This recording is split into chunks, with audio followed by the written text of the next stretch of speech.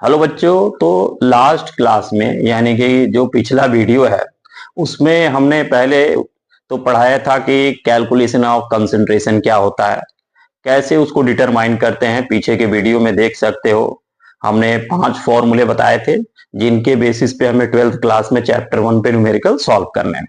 और उससे रिलेटेड मैंने 5 डिफरेंट क्वेश्चन भी यहाँ पे दिया था, उसको दोबारा मैं दे दिया हूँ।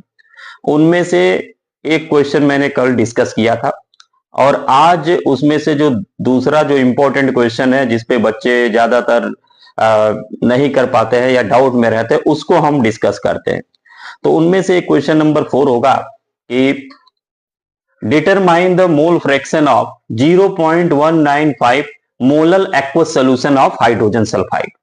यानी कि इस क्वेश्चन में मोलैलिटी गिवन है।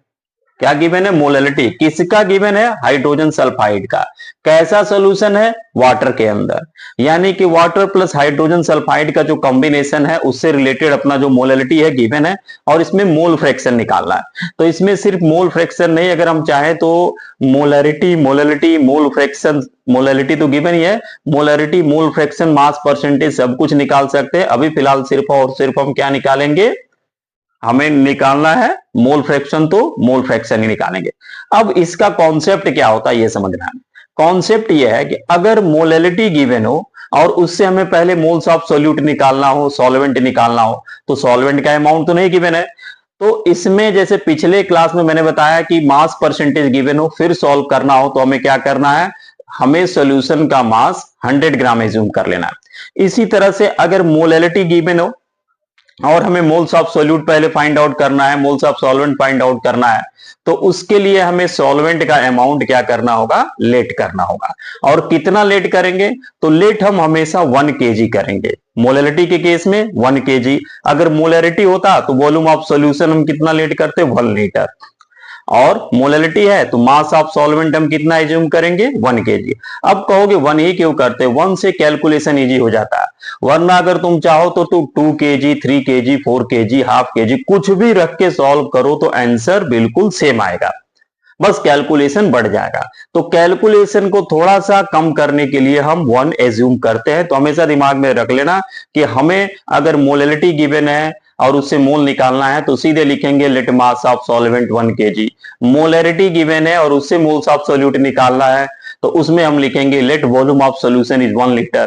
और मास परसेंटेज गिवन है और उससे हमें मोल्स निकालना है सोल्यूट सॉल्वेंट का, तो उसे हम पहले एज्यूम कर लेंगे कि लेट मास ऑफ सोल्यूशन भी 100 ग्राम। तो ये तीनों कॉन्सेप्ट याद होना चाहिए।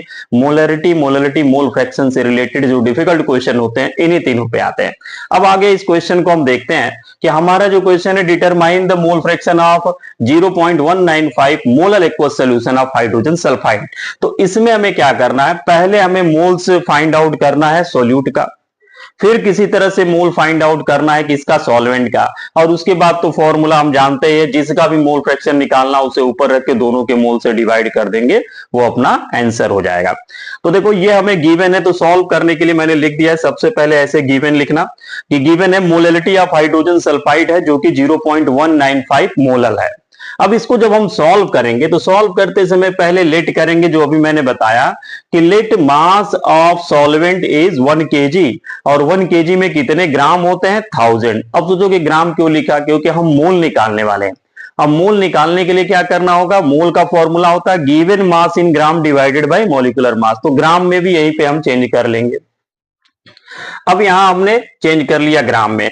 अब हमें पता है, क्या पता है? Molality equal to moles of solute divided by weight of solvent in kg या mass of solvent in kg. तो ये फॉर्मूले का यूज करके मोलैलिटी की वैल्यू जो कि गिवन है हमने यहां रख दिया, सॉल्वेंट का मास हमने 1 kg एज्यूम कर लिया है। देखो तो इसको 1 kg ही रखेंगे, अगर 1000 रखोगे तो फिर यहाँ 1000 से मल्टीप्लाई करना पड़ेगा, वो 1 ही आ जाएगा। और यहां से इन दोनों का क्रॉस मल्टीप्लाई करेंगे तो हमें H2S यानी सोल्यूट क्या है अपना? हाइड्रोजन सल्फाइड, उसका मोल निकल जाएगा जो कि कितना है? 1 × 0.195 then the moles of solute is 0.195 mole.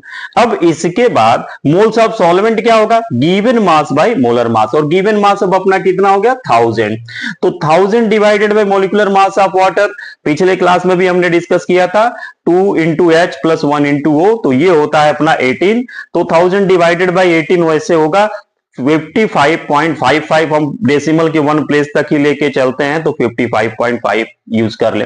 Now the mole fraction of hydrogen sulphide, mole fraction का फॉर्मूला क्या होता है, देखो यहां दोबारा मैंने लिख दिया, मोल fraction of hydrogen sulphide equal to moles of hydrogen sulphide divided by moles of hydrogen sulphide plus moles of water. अब अपने पास क्या क्या हो गया, मोल्स ऑफ हाइड्रोजन सल्फाइड भी है, वाटर भी है, फॉर्मूले में वैल्यू रख दिया।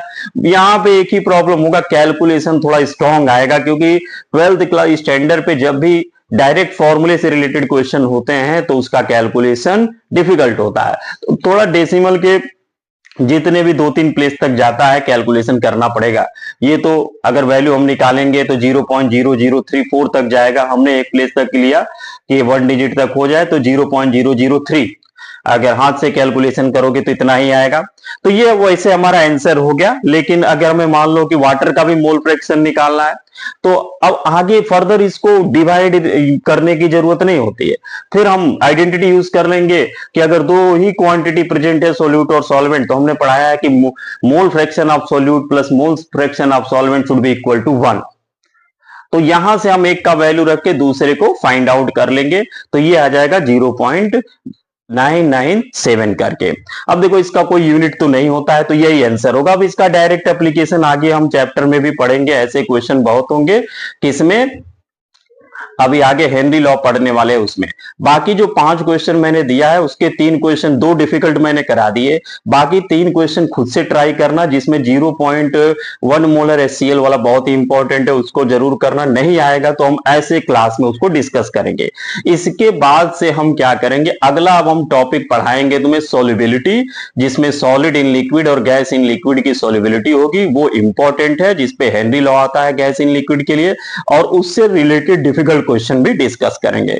तो उसको पढ़ने के लिए तुम्हें क्या करना है, इस वीडियो को लाइक और सब्सक्राइब कर लेना है, ताकि फर्दर तुम्हारी क्लास ऐसे ही 10-20 मिनट तक चलती रहे। ओके, तो आगे इसको